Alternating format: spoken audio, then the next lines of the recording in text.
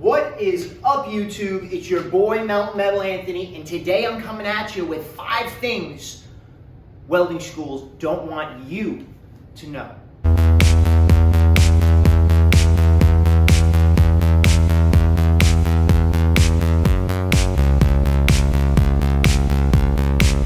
So you've decided you're going to be a welder. You're excited. You're pumped. You're starting to look here and there. You're looking at welding schools, and you're thinking to yourself, I need to go to a welding school, because how else am I going to get a job? I have no credentials in this. Maybe you got a MIG welder you've played around with in grandpa's shop or whatever, and you've passed a couple of beads, and maybe welded a couple of farm implements.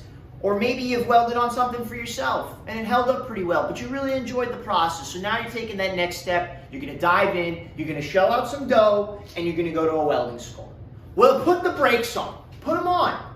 Because before you do that, I want you to know a few things.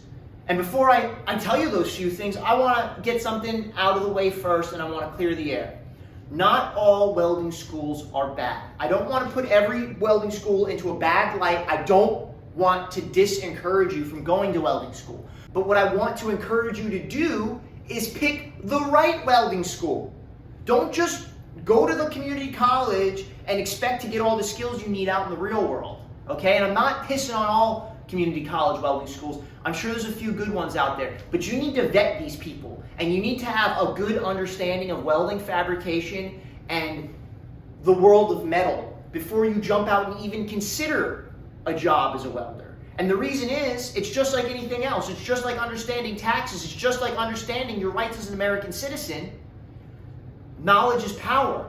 And you could get screwed if you don't have any knowledge. We don't want this to be 2008 with the mortgage crisis because all these jackasses didn't know what a balloon loan was. Same thing. If you don't have a basic understanding of welding, you don't know if you're being screwed while you're at your welding school, do you?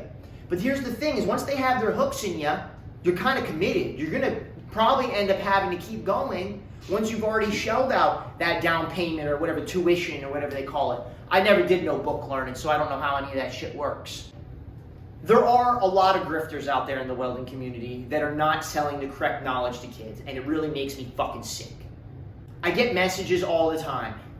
Anthony, I'm 18 years old, I've enrolled in this welding school, and I'm learning how to MIG weld. Okay, that's it? You spent X amount of dollars to learn how to fucking MIG weld? I can show you how to MIG weld properly in 10 minutes. It's not a good thing. So know that you're going to be going to a critically acclaimed school before you go ahead and shell out that money. You don't want to end up with no skills and $20,000 in debt, okay? I've seen it too many fucking times. I can't tell you how many people have approached me for a job and all they know how to do is weld. And that brings me to the next point. Welding is only 10% of this game. It's only 10%. That's right. What I do, it's 10%. That's not every welder. There's a lot of good welders out there that spend a lot of time just welding. You're going to do other things, but they do just weld. Pipeliners, for example, chemical plant welders, for example, some structural guys don't do any of their own prep work. But those are just a few examples. I'm sure there's others out there where you can just become a welder only. I know there's certain fab shops that have welders and fitters. I don't know if that's more efficient. It probably is, because you got a guy who's really good at fitting, you got a guy who's really good at welding. Often the fitters are complaining about the welders and the welders are complaining about the fitters, is what I've seen a lot of. The next thing I want you to know, and it kind of segues from my first point, the most important skills to me is fabrication skills. You gotta know how to fabricate. You gotta know how to make something straight and within tolerance that you've been provided by whoever you're working for. You gotta make sure things fit places. That's a difficult part of this job. You gotta account for warpage. You have to account for things twisting when you put heat into them with a torch. You have to account for a lot when you're a fabricator.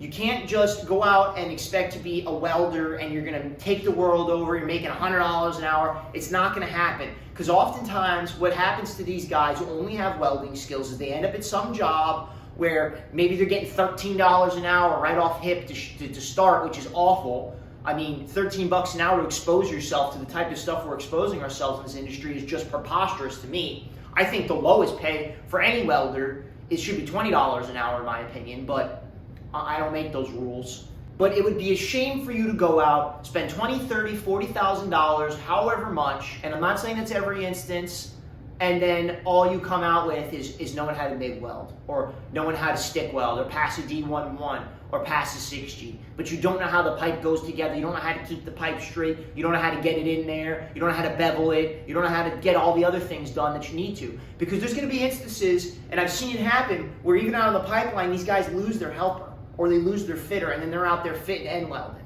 So you really need to have a broad scope of skills, because it's going to make you more valuable. The more you know, the more valuable you are. It's that simple. That's why I'm always doing all different things. You see me weld cast iron, you see me weld aluminum, you see me weld some stainless here and there, which isn't my strong suit. But that's the reason I'm a jack of all trades, because the more you can do, the more you can command. The next bone I have to pick with the welding schools is they really don't teach kids how to use measuring tools.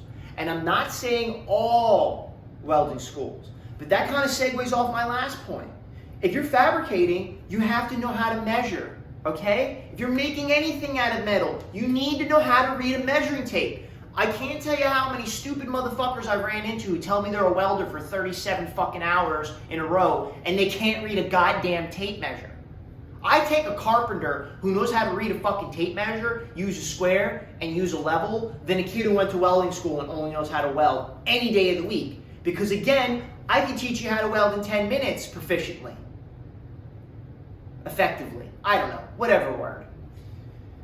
But that's my point. Don't just go to welding school and expect that you're going to come out making $1 million if they only taught you how to weld. Okay? Make sure you do your research and you find out if the welding school is worth a damn or not. Okay? There's a lot of good ones out there, but there's a lot of bad ones, like a lot of bad ones. Okay? There's a lot of instructors out there that don't give two fucks what happened to you after you leave the welding school. All they care about is getting that sweet $30,000 a year. And let's face it, if you're a guy who knows how to weld and you're making 30 G's a year teaching at some community college, were you really that good of a fucking welder? And that brings me to my final point. A lot of people think that going to welding school is the only way you can become a certified welder. Wrong! Wrong! Wrong! Your boy here never went to a welding school, and I've held D11. I let it go because there was no need for me to hold on to it and keep recertifying. I let it go after I did my job, and that was it.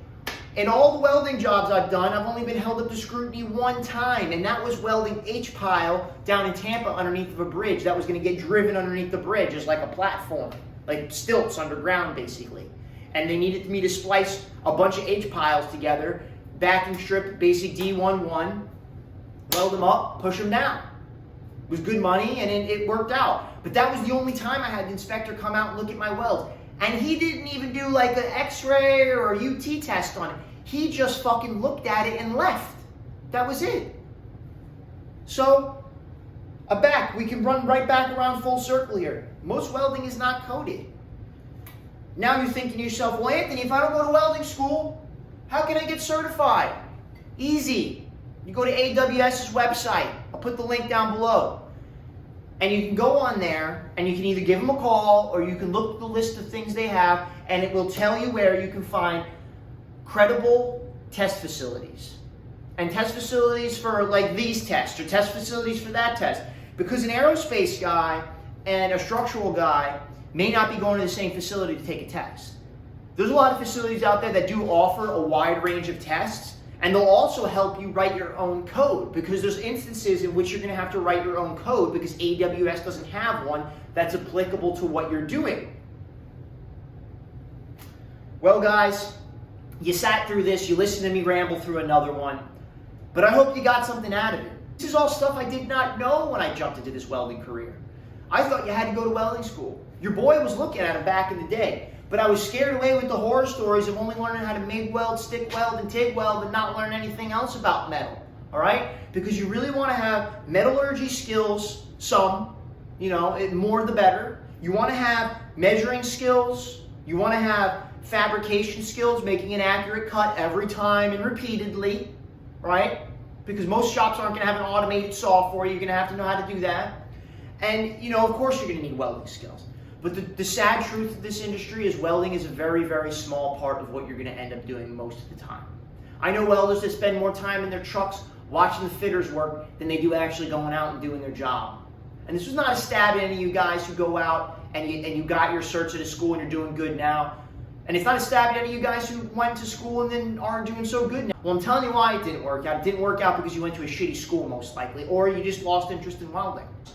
Again, I want to reiterate, don't be scared away from going to welding school. Do your research before you go out and decide to spend some large sum of money on a welding school. I hope you found this information useful. I hope it helps you out in your career. I hope it helps you out in your decision-making process. Sorry if I took a stab at someone out there, but I had to take a couple of steps today, you know?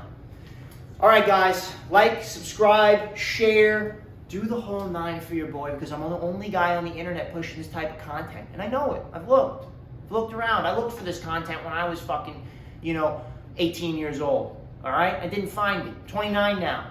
Still ain't out there.